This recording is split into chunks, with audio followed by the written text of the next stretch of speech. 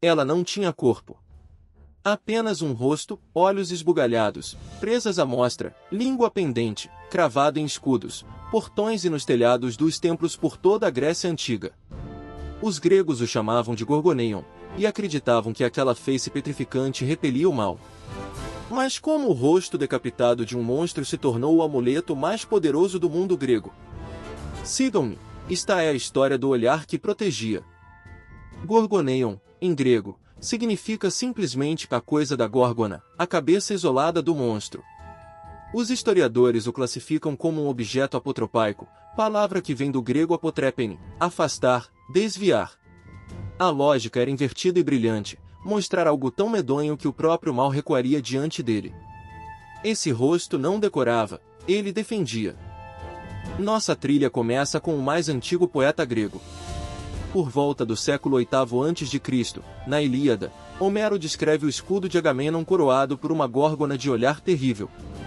E, mais famosa, a égide de Atena, franjada de pânico, exibia no centro a cabeça da górgona. Assim, antes de qualquer templo, o Gorgoneion já nascia armado, na literatura, sobre o peito de uma deusa. Quem nos deu a genealogia do monstro foi Hesíodo. Em sua Teogonia, escrita por volta de 700 a.C., ele nomeia as três górgonas, Steno, Euríale e Medusa, filhas das divindades marinhas Forces e Ceto. Duas eram imortais. Apenas Medusa, a terceira, podia morrer. Esse detalhe, registrado há quase 3.000 anos, seria a semente de toda a lenda. Nas versões mais antigas, Medusa já era simplesmente monstruosa. A arte grega a imaginava com cabelos de serpentes e um olhar que transformava em pedra qualquer ser vivo. Sua mortalidade a tornava vulnerável, e, por isso, alvo. Enquanto suas irmãs permaneceriam eternas e intocáveis, o destino de Medusa estava selado, alguém viria buscar sua cabeça. O caçador foi Perseu. Enviado numa missão que parecia suicida, o herói recebeu de deuses aliados sandálias aladas, um elmo da invisibilidade, crucial, um escudo espelhado. A ideia era genial, nunca olhar Medusa diretamente, apenas seu reflexo polido. Guiando a mão pela imagem no bronze, Perseu a decapitou enquanto ela dormia. O rosto que matava com o olhar fora vencido por um espelho. O mito guarda um detalhe poético. Segundo Hesíodo e outros autores, do pescoço decepado de Medusa saltaram o cavalo alado Pégaso e o gigante Crisaor. Mesmo morta, a górgona gerava vida e prodígios. E sua cabeça, agora separada do corpo, conservava intacto o poder de petrificar. Era esse troféu que mudaria a história dos símbolos gregos. Perseu não guardou o troféu. Ao fim de suas aventuras, ele entregou a cabeça de Medusa à deusa Atena. E aqui o mito encontra a religião, a deusa da sabedoria e da guerra estratégica fixou Gorgoneion no centro de sua égide e de seu escudo. O rosto do terror tornou-se, oficialmente, a insígnia de uma divindade protetora da cidade. Mas o que era, afinal, a égide? Nos poemas, ela aparece como uma couraça ou manto divino, orlado de serpentes e franjas, capaz de espalhar pânico entre os inimigos. Zeus e Atena a portavam.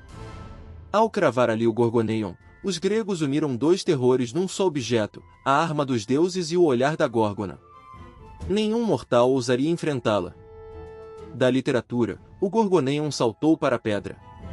Um dos exemplos mais antigos e colossais está em Corfu, o frontão do templo de Ártemis, esculpido por volta de 580 a.C.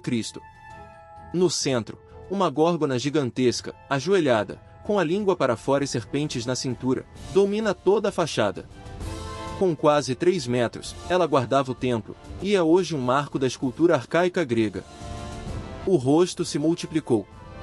Oficinas gregas passaram a moldar Gorgoneia em terracota como antefixas, as peças que arrematavam as bordas dos telhados dos templos.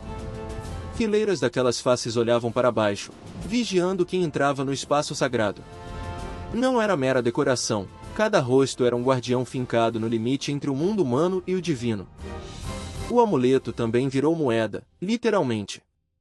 Cidades como Parion e Neápolis cunharam moedas com o Gorgoneion estampado, levando a proteção para dentro dos bolsos. Nos vasos de cerâmica, o rosto aparecia no fundo das taças de vinho, ao esvaziar o copo, O bebedor topava de repente com a face aterradora. Comércio, banquete e crença se misturavam num único símbolo. Então, algo curioso aconteceu. A partir do século V a.C., artistas gregos começaram a suavizar o monstro. A boca de presas fechou-se, os olhos serenaram, e nasceu a bela Medusa, melancólica, quase humana. A cópia romana conhecida como Medusa Rondanini, hoje em Munique, é o retrato dessa metamorfose. O terror foi cedendo lugar à beleza trágica. A explicação mais famosa para o rosto de Medusa veio séculos depois, com o poeta romano Ovídio. Em suas Metamorfoses, escritas por volta do ano 8 d.C., ele conta que Medusa fora uma jovem de rara beleza, punida e transformada por Atena após ser profanada no templo da própria deusa. Foi essa versão, a da vítima transformada em monstro, que o mundo moderno herdaria. E aqui está a revelação. O Gorgoneion nunca foi sobre matar, era sobre virar o medo do avesso. Os gregos pegaram a imagem mais aterrorizante que conheciam e a transformaram em escudo. Se aquilo assustava até os homens, assustaria também as doenças, os inimigos e o azar. Por isso ele sobreviveu quase 3.000 anos, em brasões, em fachadas e até no célebre logotipo de uma grife italiana. O rosto do medo virou o rosto da proteção. Fica o ensinamento do mensageiro. Aquilo que mais tememos pode se tornar nossa maior defesa, quando temos a coragem de encará-lo de frente.